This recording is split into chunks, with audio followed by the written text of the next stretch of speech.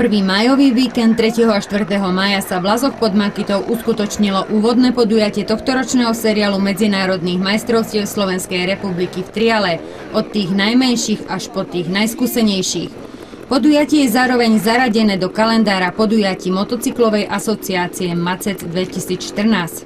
Máme tento rok 4 podniky, toto je vlastne prvé za 2 týždne v Nitre a potom máme 2 v Čechách. Robíme to vlastne už druhý rok na tomto istom mieste, iba lokalitu 7 sekcií sme vlastne úplne zmenili a postavili ju v tejto istej obci, ale vlastne na druhej strane, kde ešte predtým sa nikdy v živote triál nejazdil. Do programu šampionátu bol zaradený vložený pretek tzv. Mini trialu pre mladých trialových jazdcov. Trať podujatia viedla z 90% mimo verejnej komunikácie, dĺžka jedného kola bola 15 km. V jednom kole si jazdci prešli 10 sekcií v kategórii A, B, C a voľná. Prevažne hlina, koreň, kameň, voda.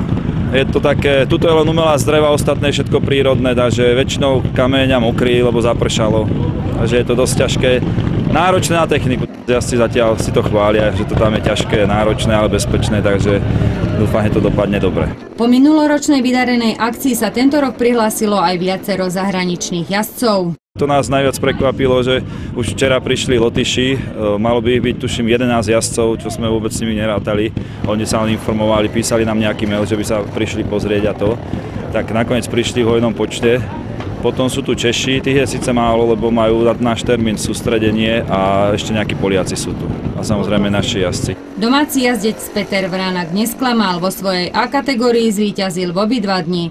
Aj keď pri veľkej zodpovednosti pred domácimi divákmi mu posledná sekcia v sobotu nevyšla. Určite tam nejaká tréma je. Nechcem to nejako pokaziť, hlavne aj kvôli bodom, aby som mal čo najmenej. Prvé kolo sa mi zatiaľ podarilo dobre.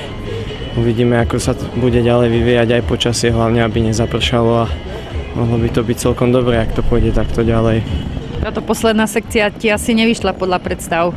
No, tu som pokazil asi najviac zo všetkých, aj hore tie ťažké, čo mali chalani, za 5 som dával za 0. Neviem, som tu ako si zbrklo išiel do toho. Neviem, uvidíme druhé kolo, dúfam, že to napravím. Možno som to aj trochu podcenil, tie kláty hore, vlastne už ak som si nastúpal, aj potom už som sa toho ako si bál, že sa na tom šmíka, jak je tam blato pod tým, tak neviem. Ani Tomáš Hajduk z Poľska nenašiel vo svojej B kategórii premožiteľa a vyhral obidva preteky. Milan Kolár potvrdil svoju dominanciu v C kategórii, keď v konkurencii 14 a v nedeľu už len 11 jazdcov s prehľadom zvíťazil. Riaditeľ pretekov si aj prešiel tú trať? Ale áno, však ste videli. Všetky sú také nevyspytateľné. Vždy sa dá nájsť niekde chybička, kde sa dá pokaziť celý závod, ale v podstate je to príroda, takže je to pekné.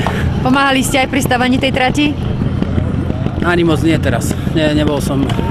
Tie 2 ročníky dozadu áno, ale teraz som to moc nepomohol. Je dobre každý rok obmieniať tie trate teda, alebo sekcie okrem tejto? Tak mne áno, ako mne sa to páči, no nerád jazdím stále dokola na tých istých sekciách, ale pri triále to ide, ako málo kedy jazdíme stále to isté. Vo voľnej kategórii vyhral v sobotu slovenský jazdec Jan Hudák. V nedeľňajšom preteku už Hudák neštartoval. Víťazstvo si druhý deň pripísal Milan Sikora z Českej republiky.